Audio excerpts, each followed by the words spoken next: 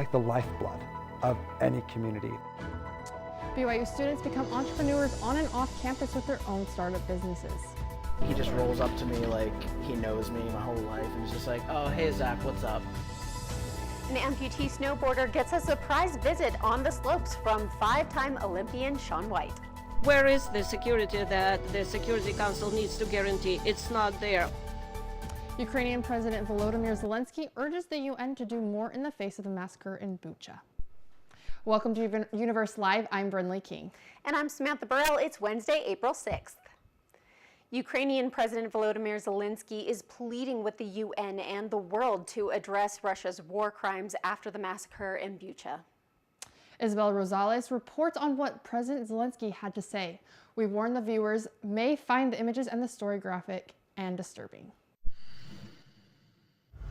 A sobering and graphic account of alleged atrocities at the hands of Russian soldiers. They killed entire families, adults and children, and they tried to burn the bodies. Ukrainian President Volodymyr Zelensky demanding accountability, telling world leaders Russia's actions are no different than a terror group. The most terrible war crimes of all times are we see since the end of World War II. One big distinction, he says, Russia is a permanent member of the UN Security Council. Where is the security that the Security Council needs to guarantee? It's not there.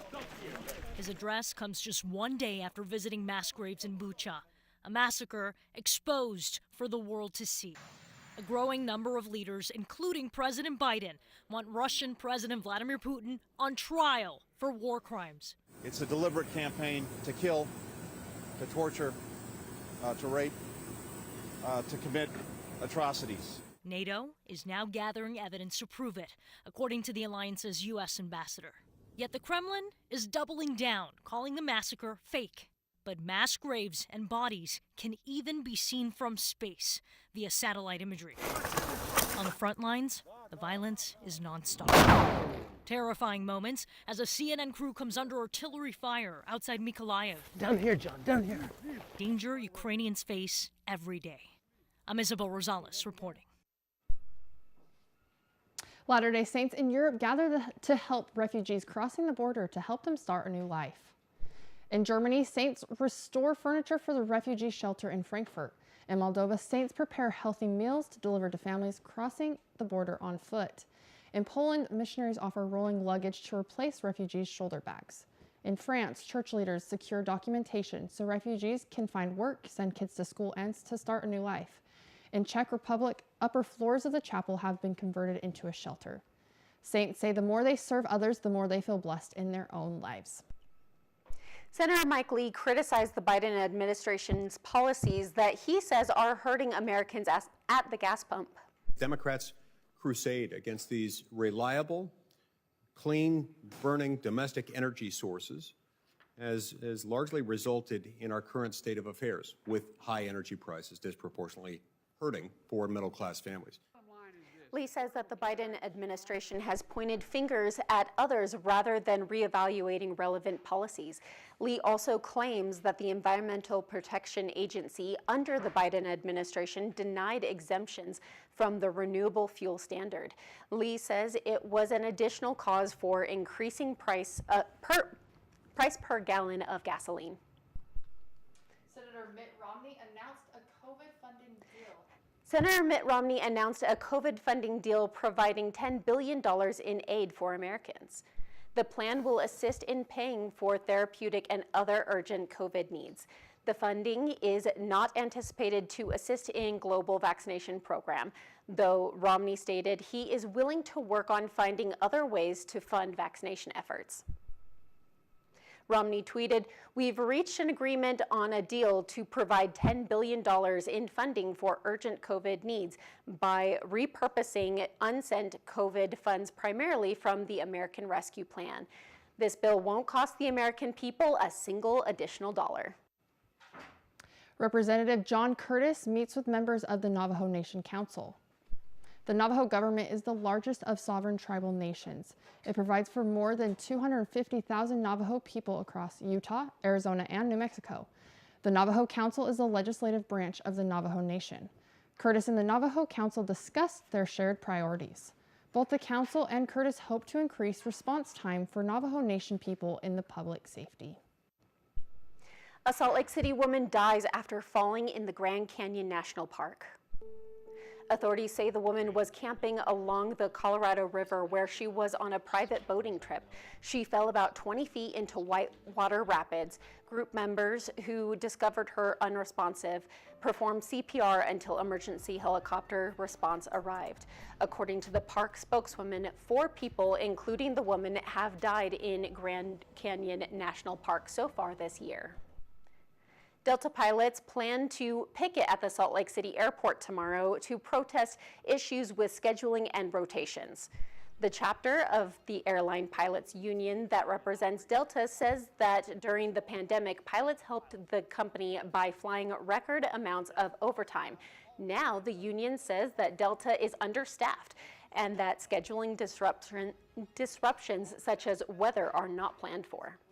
Delta, it is time to listen to your pilots. We can't be any clearer than we are now, standing shoulder to shoulder. The picket will be on the 3rd level terminal near the boardroom. Pilots are expected to hold union-approved signs in protest. Over the next 2 weeks, the union has 3 more planned protests in Seattle, Detroit, and Minneapolis. Intermountain Healthcare and SCL Health complete their merge. The 2 organizations now share clinical, operational, and financial resources. The new combined organization spans Utah, Idaho, Nevada, Colorado, Montana, Wyoming, and Kansas. The new organization is still called Intermountain Healthcare and remains not-for-profit. We are pursuing this from a position of strength. In September 2021, Intermountain Healthcare and SCL Health announced their plans to merge into one system. The new organization's headquarters are in Salt Lake City. Intermountain Healthcare is the largest healthcare provider in the Intermountain West, now operating with 33 hospitals. The merge will not affect patients' insurance, appointments, or billing. Many BYU students are creating unique startups to help their peers and their community. Universe Live reporter Evadane Hendricks shows us what these businesses bringing to Provo. The number of startups in the United States skyrocketed in 2021. Even here at BYU, you can find a variety of new businesses. Abram Watson and Colton Hibbert, students at BYU, started MyPlace to help fellow students find housing. MyPlace collects ratings from real students and creates apartment walkthroughs. Welcome to MyPlace. The site focuses on criteria that students say they care about the most, like the social life and quality of facilities. It's something that would provide value to us. We hope that it can provide other value to other people as well. Other student businesses are focusing their efforts off campus. The team of students that created Back Local helps small businesses gain traction. Local businesses struggle to compete against national chains and recognizable brands. Back Local connects local buyers with local products. Just supporting local businesses it's like the lifeblood of any community. Startups give students real-world experience, but also allow them to serve the community. Statistics from the Bureau of Labor and Statistics shows that startups created more than 3 million jobs in 2020. There are a lot of benefits to starting your own business, but making those ideas into a reality is another story. Thankfully, BYU has many resources available to help entrepreneurs. Students can enroll in classes like ENT 101, Intro to Entrepreneurship, and the Rollins Center matches students with professional mentors and other resources. Students can also apply to join Sandbox, where they get school credit for developing their businesses. Reporting for Universe Live in Provo, I'm Evadane Hendricks. A BYU religion professor speaks on the importance of temple endowments. We need an endowment of power. Church history professor Anthony Sweat spoke at Tuesday's devotional about conquering the spirit challenges of our day by utilizing temple endowments. Sweat talked about temple covenants and how they can help us become like Christ. And as we live those same temple covenant teachings, we slowly begin to recognize something that looks like the real life Jesus in ourselves. Sweat says that the endowment is a divine power from God that we can obtain through keeping covenants. He shared with students that this is how they can participate in the ongoing restoration of the church. He also emphasized to students to not give up and to keep going in hard times. BYU's ballroom dance program celebrates turning 60 with their spring performance.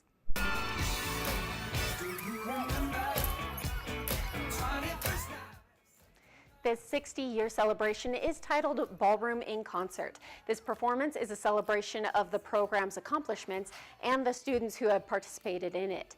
BYU's ballroom dance team was founded in 1960 and was quickly noticed for its energy, enthusiasm, and skill. Since the program has grown in size and reputation.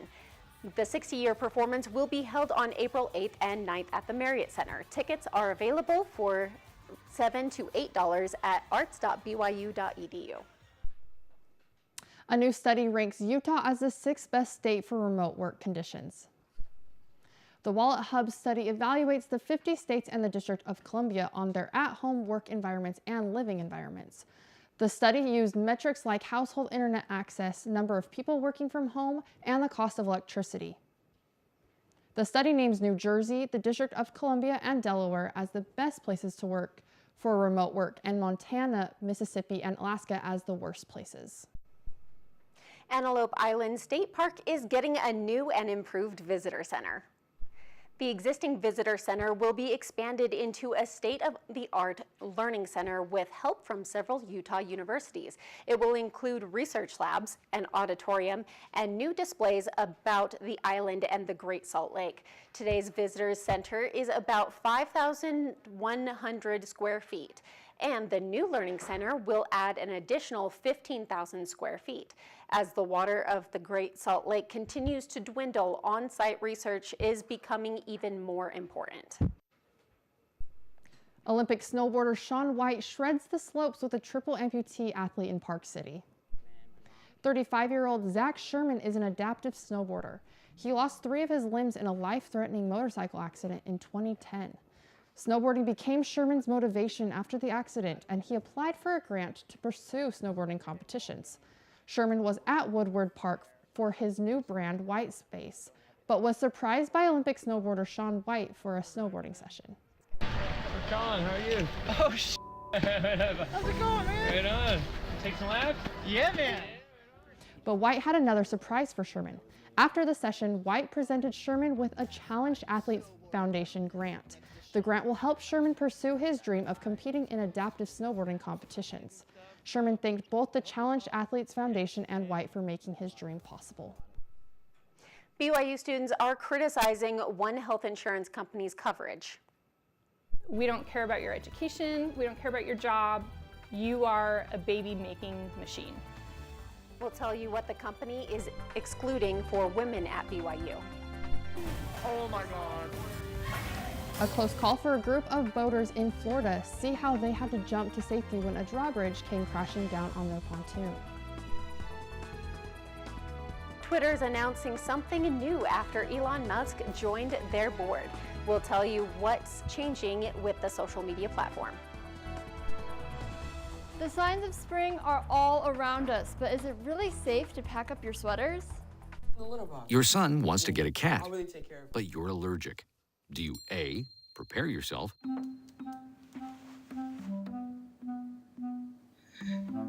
B, make the best of it, C squared equals 25.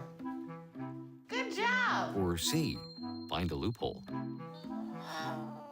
When it comes to parenting, there are no perfect answers, but that's okay, because you don't have to be perfect to be a perfect parent. Teens in foster care will love you just the same. Time and time again, when I'm doing street magic, I'll walk up to someone and I can just see that they're against me, right? They don't want to be amazed. They don't want this experience to happen.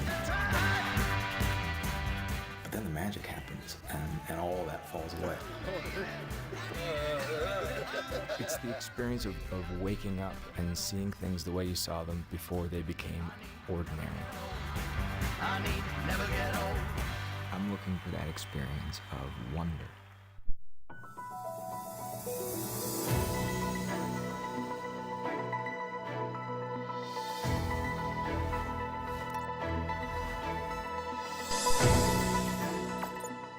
President Biden nominates the first woman to lead a U.S. military branch. Admiral Linda L. Fagan was nominated to serve as the 27th Commandant of the U.S. Coast Guard.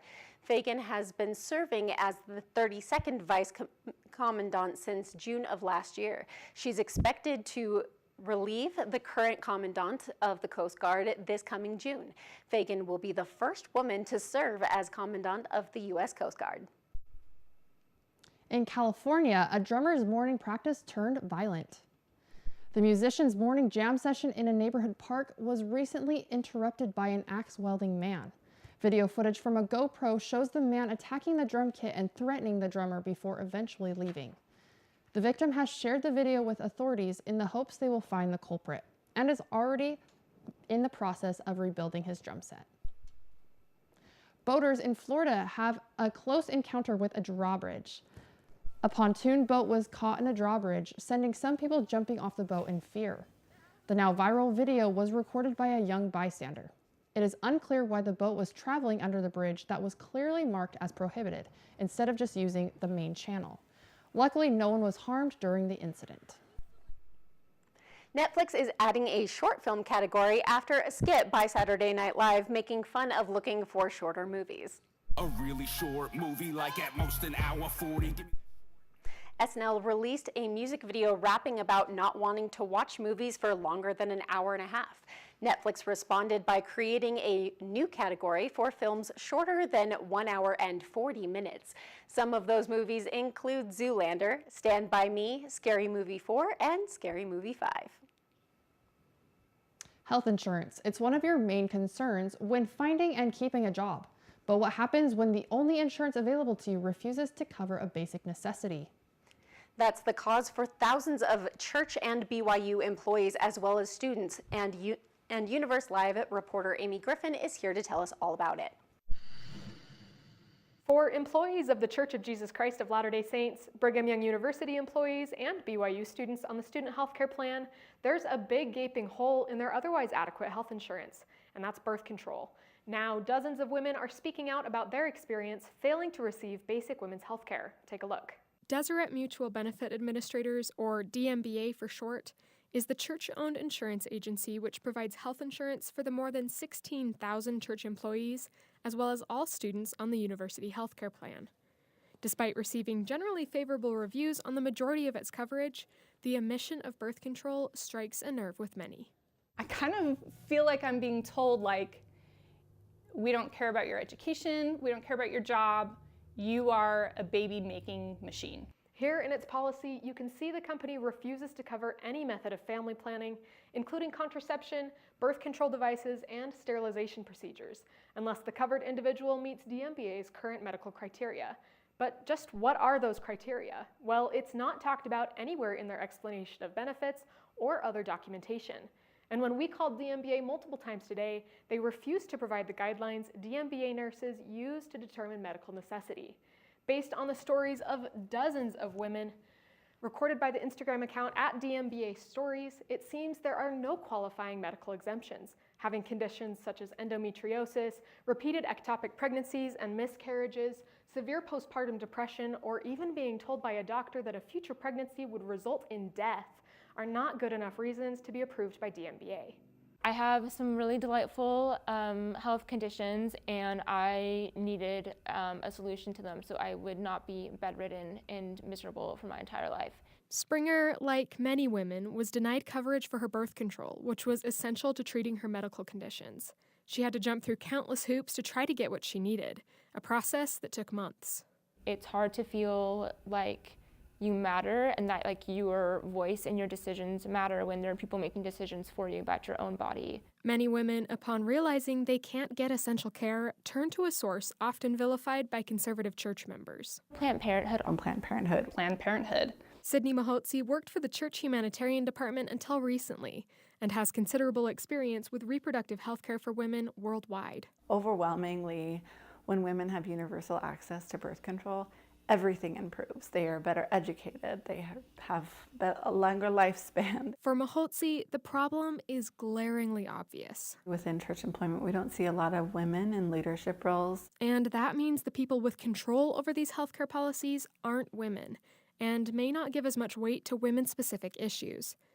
But when concerned women within the church employment ranks bring the issue up, they're often written off as being too critical of a divine institution. I've been told that, I've been painting the wrong picture of the church, that, if I keep publicizing this, they're not going to be able to recruit and retain women. And so I've kind of been made to feel like the villain. Mahotsi says it doesn't make sense when put in the perspective of issues the church really cares about, like abortion. If we want to be pro-life, we have to support universal access to birth control.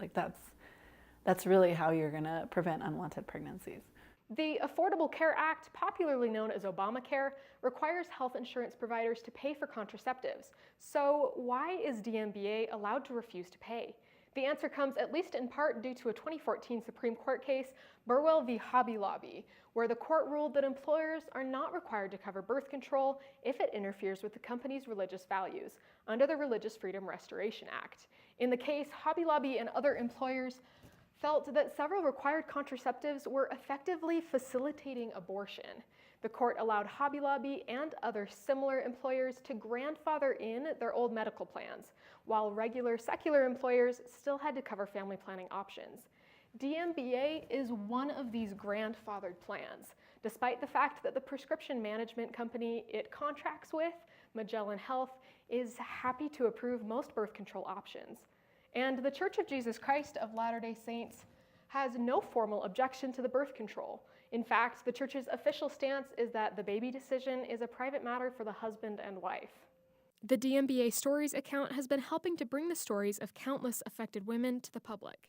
Springer believes that no one is listening. Is that actually reaching the policymakers?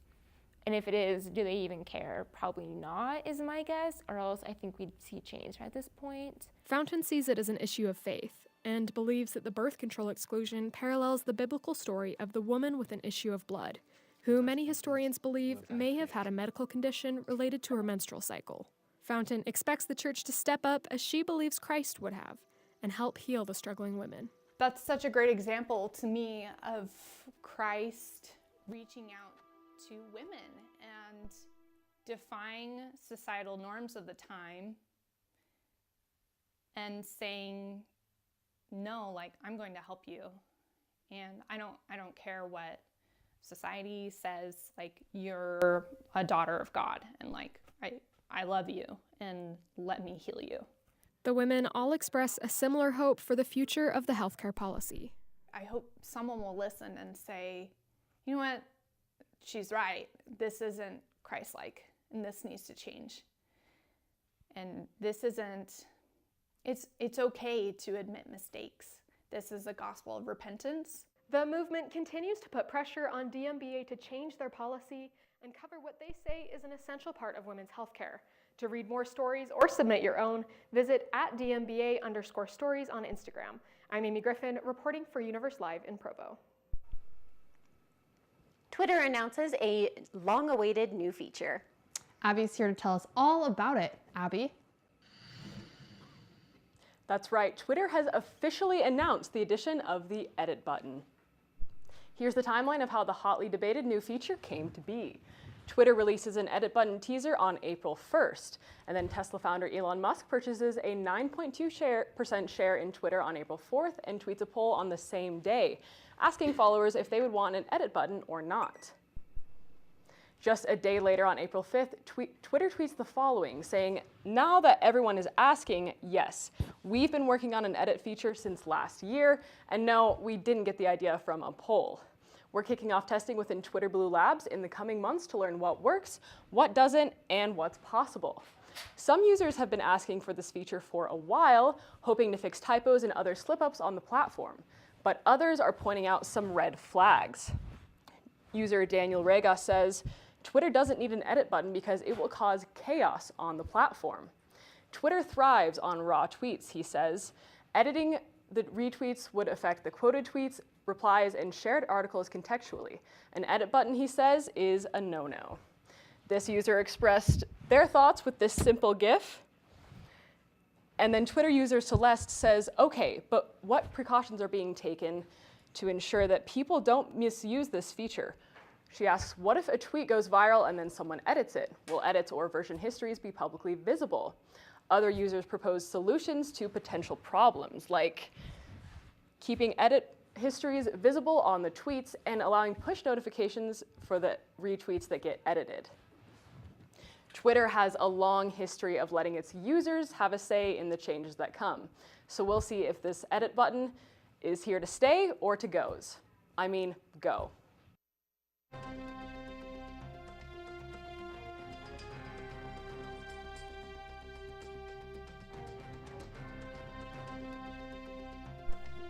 Spring is in the air. Final projects, bird songs, and now cherry blossoms. For some, the cherry blossoms mark the real start of spring every year. This week, we can finally see the beautiful flowers filling the paths around the state capitol. The blooms are not only a symbol of spring, but also of friendship and reconciliation. The Japanese sent cherry trees to the U.S. and to Utah following World War II. The cherry blooms usually only last a couple of weeks, so if you want to see them this year, be sure to pay a visit soon. Even though signs of spring are all around us, we are seeing unusually cold temperatures across the state today. Looking at this map of temperatures, you'll see a lot of blue, a lot of purple, signifying temperatures 10 degrees below normal. There is a high pressure bringing in some warmth. You can see that as the day goes on, this map slowly gets more yellow, more orange, signifying those warmer temperatures that are going to come in this afternoon and throughout the weekend. But that will not last long because a cold front will be coming in early on Sunday. Looking across the state today, we can see temperatures in the 50s and 30s through most of the state, but of course St. George is a warmer 73 and 43 degrees. Looking more closely at those temperatures over the weekend, we can see that St. George is only going to be continuing to warm up along with southern Utah. Over the weekend, looking at our 5-day forecast, we'll see temperatures in the 80s tomorrow, continuing to warm up until Saturday when they'll hit almost 90 degrees and continue warming up and then cool down the later half of the weekend. Looking at northern Utah, on the other hand, we'll see a similar trend, just a little bit cooler with temperatures in the 60s, peaking up to the mid-70s on Friday, and then cooling down over the weekend. Some of those temperatures will even drop below freezing. So even though it seems warm today, don't put your hats and gloves away just yet. I'm not ready for that. I just want it to be warm all the time. I know. I actually wore my sweater today because it was a little chilly, but Arizona police save a dog and her puppies from a house fire. The owners were not home, but officers could hear barking coming from the garage. You see that opportunity to save that life. Officers responded to a 911 call around 2 a.m. You can see one officer grabbing a shovel to get inside the garage and finding the 7-day-old puppies just a foot or so from the flames. He scooped them into a food bowl and got them to safety. I think it's safe to say the officers did some doggone good work. Thanks for joining Universe Live. Have a great day.